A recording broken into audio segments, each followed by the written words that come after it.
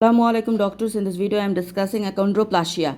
So achondroplasia, it is an autosomal dominant conditions, and most important, it is a disproportionate short stature.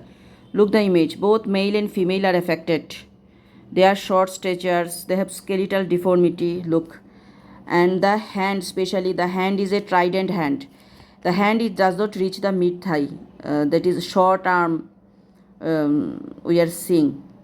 And head is a very big head. They have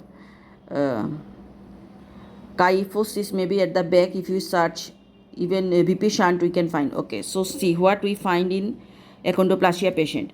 Generally they are short, disproportionate, not obese, normal mentality, syndromic features, normal puberty. So they are short, disproportionate. Then features are three in the gait and back. What is find? Waddling gait. When they walk, waddling gait, lumbar lordosis, deformity of the spine, scoliosis, kyphosis, and kyphoscoliosis. So they have scoliosis, kyphosis, and kyphoscoliosis. Three in the hand. Hand does not reach the mid thigh. Trident hand and rhizomelic short arm. So it is a trident hand and rhizomelic short arm. Three in the head. Large head plus minus VP shunt.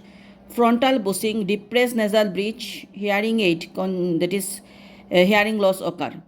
So they have a large head and VP shunt. We can find frontal bossing, depressed nasal bridge, hearing aid can be present.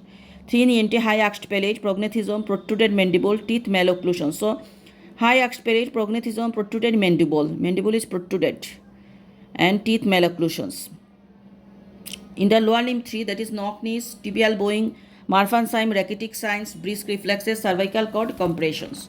Though, so we have, if we find the reflex, that is brisk reflex, cervical cord compressions. Notebook. In general examination, when you check the pulse, don't forget to check for the rickets, because broadening in the wrist in case of achondroplasia. While inspecting the chest, don't forget to look for the Harrison sulcus and rachitic rosaris. Okay, Harrison sulcus and rachitic rosaris. Okay, I would like to complete my examination by number 1, lower limb reflexes, hyperreflexia due to cervical cord compression. So lower limb reflexes, that is what are the reflex we find? Ankle reflex, we find the Babinski reflex, knee reflex. Formal hearing assessment. I would like to complete my examination. I tell that. I would like to ask the mother about the family history of the same condition, as it is an autosomal dominant condition, achondroplasia. Noonan syndrome also autosomal dominant. Previously I tell. Investigation, what we do for achondroplasia. Diagnostic is genetic testing. Lab is if rachitic manifestation. Then bone profile, calcium phosphate, vitamin D, alkaline phosphatase, and parathyroid hormone.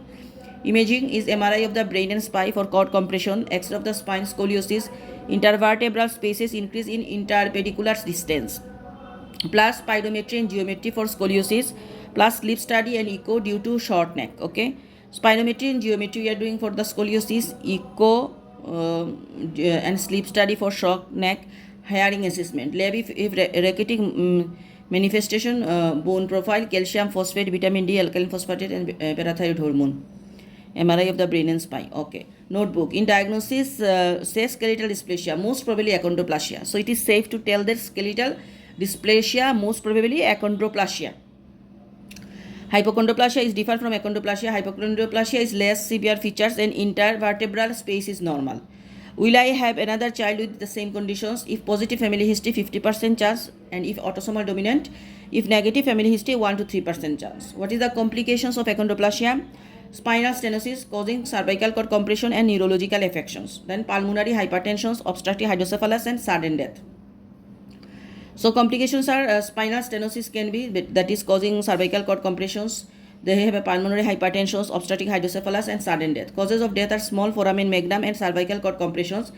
We advise that genetic advice we give, educational advice we give, hypermobility advice we give, and care for the shunt if present. So shunt advice we are giving.